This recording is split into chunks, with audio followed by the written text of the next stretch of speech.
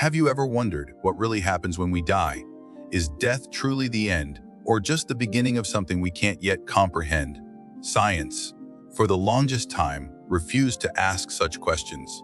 But then came quantum physics, a field so bizarre, so counterintuitive that it shattered our old ideas of reality itself.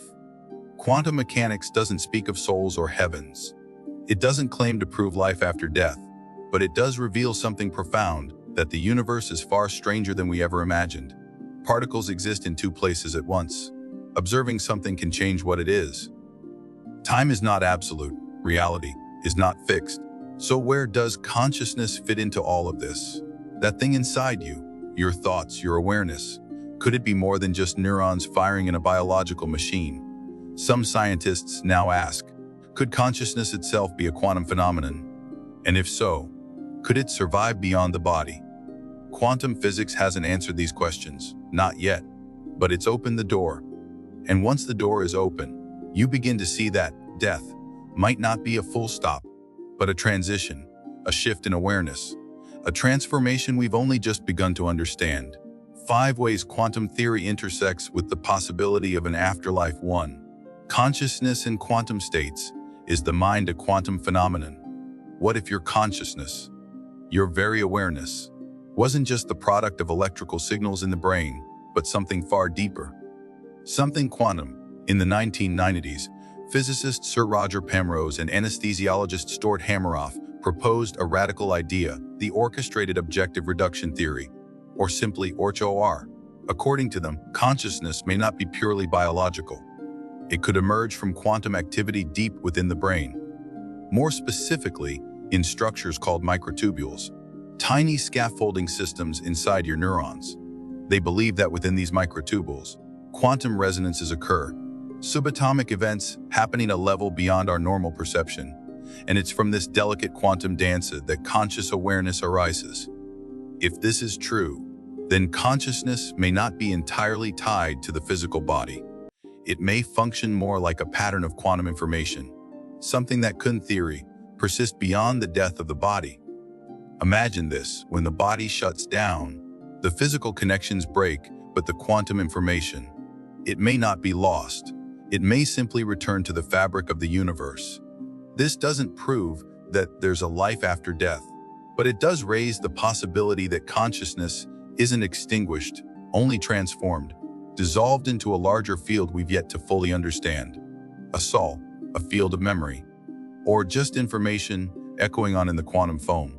We don't know. But for the first time, science dares to ask the question, not with blind faith, but with curiosity backed by equations. In the quantum world, nothing is truly isolated, and perhaps neither are we. 2. Quantum superposition. The many worlds theory. Is death just a branching path? In the quantum world, particles don't follow the rules of everyday logic. They exist in superposition, multiple states at once, until observed. A particle is here and there. It spins clockwise and counterclockwise. Reality, at its core, is not singular.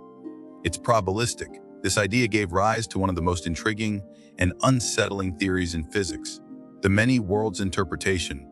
Proposed by physicist Hugh Everett in 1957, it suggests that every quantum event leads to a branching of the universe. Every possibility becomes real in a different branch. So what does this mean for death? Imagine this: in one version of reality, your heart stops, your story ends. But in another, just slightly different, you survive. In yet another, you awaken in a place that defies everything you thought you knew. Under the many worlds view, you may never actually experience death, not in the way we imagine it. Your conscious experience might simply continue in a different branch, one where your body recovers, one where your awareness persists, a seamless shift through an infinite web of realities. Of course, to others, your body may die in this timeline, but to you, the inner experiencer, you may never feel the lights go out. You simply wake up somewhere else. Is this immortality? Not in the traditional sense, but it suggests that death might not be the end of consciousness, just the end of one path among countless others. In the vast multiverse, perhaps there is always another version of you, still dreaming, still choosing, still alive. 3. Quantum entanglement and the possibility of soul connections. At the heart of quantum mechanics lies one of its most mysterious features: quantum entanglement. When two particles become entangled, their states are forever linked. No matter how far apart they are, change one, and the other responds instantly, even if separated by light years. Einstein called it spooky action at a distance. But what if this isn't just a quirk of physics? What if it reflects something profound about connection, about consciousness? Some researchers and philosophers speculate, could human consciousness also experience a form of quantum entanglement? Think of two people deeply connected, twins, lovers, or those bonded through intense emotional or spiritual experiences. There are countless stories of one sensing the pain, joy, or even death of the other across great distances. Are these just coincidences? Or could consciousness itself be a field, capable of entangling beyond the brain, beyond space and time? If consciousness operates on a quantum level, then death might not break the connection. Instead, the tangled signature could persist, echoing in the fabric of space-time, allowing for a residual link, a trace of presence, a whisper of the soul. In this framework, the bonds we form, especially those forged with deep emotional resonance, might not vanish with the body. They could endure in ways we don't yet understand. We often say, "I feel them with me," long after someone has passed. Maybe, just maybe, we're not wrong. Quantum entanglement reminds us that in the deepest layers of reality, separation is an illusion. And in death, as in life, we may still be connected in ways science is only beginning to glimpse. 4. Quantum information preservation. Does consciousness leave an echo in the universe? In classical physics, when something dies, it's gone. The body decays. The brain stops firing, and with it the person vanishes. But quantum physics offers a different idea. Information is never truly lost. According to the laws of quantum mechanics, even when particles collide, collapse, or vanish into black holes, the information they carried still exists. Somewhere. It may transform, it may scatter, but it cannot be destroyed. This leads to a powerful and haunting question. What if your consciousness, the information encoded in your thoughts, memories, and identity, doesn't disappear when you die? What if it's stored, not in the body, but in the very fabric of reality? Some physicists, including those studying black hole thermodynamics, suggest that quantum information may be preserved in subtle, invisible ways. If that's true for particles, could it be true for us? Imagine the moment of death. The brain shuts down, the body releases its final breath. But the quantum information that once animated you, does it simply fade? Or is it transferred, like data moving between dimensions?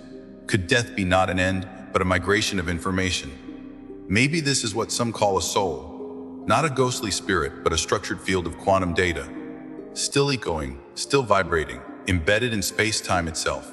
If so, then every life leaves a signature, a pattern, an imprint woven into the universe. We may not see it, we may not measure it, but perhaps in the quiet places of the cosmos, nothing truly dies.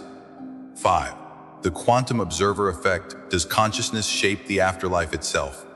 At the very edge of quantum theory lies a riddle that continues to baffle scientists: the observer effect. In the famous double-slit experiment, particles behave like waves until they're observed. When someone watches, the wave collapses into a single point. Observation itself alters reality. But what does this mean for consciousness and death? If the act of observation can determine the outcome of a physical event, then what we perceive or expect might shape the reality we enter. Could it be that consciousness is not just a passive witness to the universe, but an active participant? Some theorists suggest that reality only crystallizes in the presence of an observer. And if consciousness doesn't die when the body does, then perhaps what we experience after death depends on how we observe and who we are. This idea echoes ancient spiritual teachings that your beliefs, your level of awareness, even your fears and desires, shape the world you awaken into. In this framework, death is not a destination, but a mirror, one that reflects the nature of the observer. If your consciousness continues, what does it bring with it? Memories, identity, expectations. Maybe some experience light, others silence. Some may dissolve into oneness, others into dreamlike dimensions molded by their mind. Could the afterlife be a quantum feedback loop between the observer and the unknown, No one knows for sure. But if the observer effect holds true beyond this life, then perhaps the question is no longer, what comes after death? But who is watching and what do they expect to see? In the quantum realm, death may not be an end, but a transition. In the vast landscape of quantum theory, one idea returns again and again, that nothing truly ends, it only changes form. While we don't have concrete proof of what happens after death, quantum mechanics offers something more subtle, a possibility. Maybe death is not annihilation. Maybe it's a phase shift, a transformation of consciousness from one state to another, like ice melting into water, or a particle jumping from one quantum field to the next. Across theories, from quantum consciousness to many worlds, from entanglement to observer effects, a quiet suggestion emerges that the self we know may continue, not in the way we expect, but in ways we are only just beginning to imagine. Perhaps in some universe, you still breathe. In another, you awaken into light, or dissolve into the pure awareness that once watched, felt, and wondered. We might be living through an infinite series of branching life scripts, each one splitting with every choice, every possibility. And death, it might just be a scene change, a shift in the cosmic narrative, not a full stop. To science, death remains a frontier. To consciousness, it might be something far more mysterious. In the quantum world, endings blur into beginnings. And you, the observer, the experiencer, may be more infinite than you think. So when the final moment comes, perhaps it's not a curtain fall, but simply a door quietly opening.